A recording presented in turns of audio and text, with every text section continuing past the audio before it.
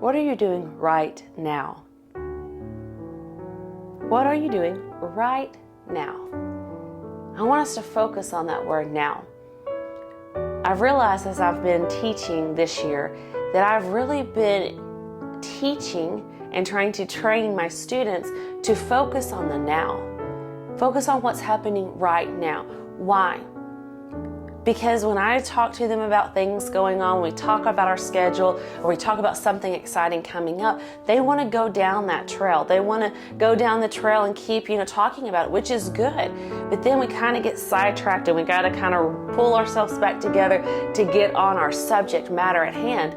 But I feel the anxiety that's coming from them. And anxiety is just something you have that people can have that says, I need to know what's happening. I need to know I don't feel safe. I don't feel in control. What's happening? What's going on? And then you start asking all these questions. I've had to do that before, but I'm working on that because I don't want anxiety to control me or rule over me. The Bible tells us to be anxious for nothing, but it also tells us in Hebrews 11, faith is now. Now faith is.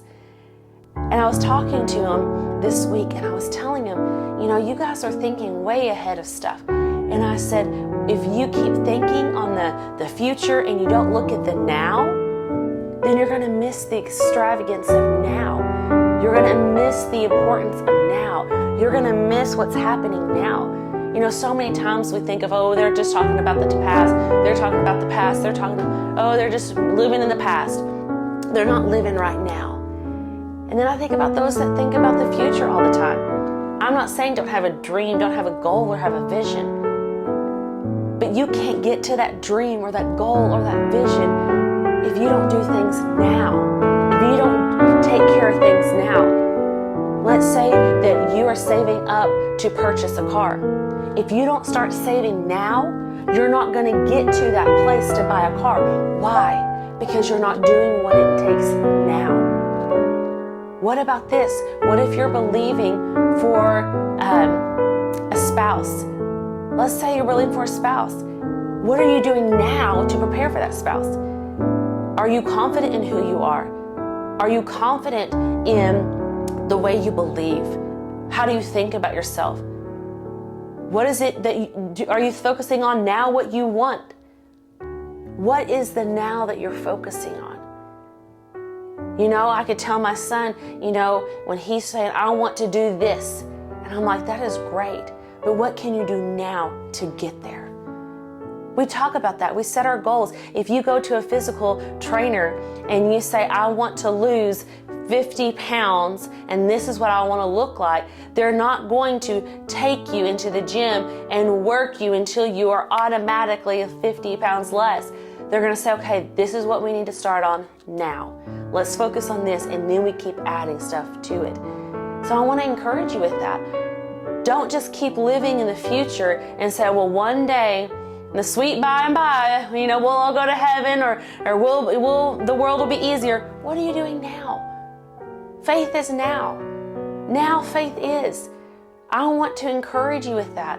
Don't lose sight of looking in the past, and don't lose sight of looking into the future.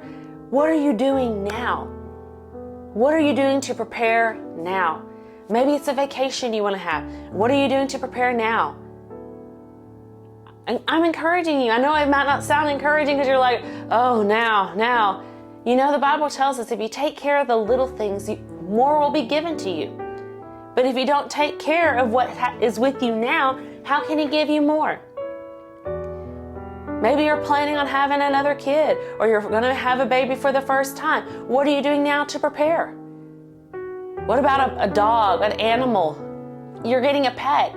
What are you going to do? Are you going to go get the pet and then go get all the stuff? No, you got to start getting that stuff together now. So when what you believe for is coming, the job, the spouse, the child, the baby, the pet, when it comes, you get to enjoy it. Why? Because you're not saying, okay, now I've got what I want. Now I've got to do all this other stuff to help take care of it.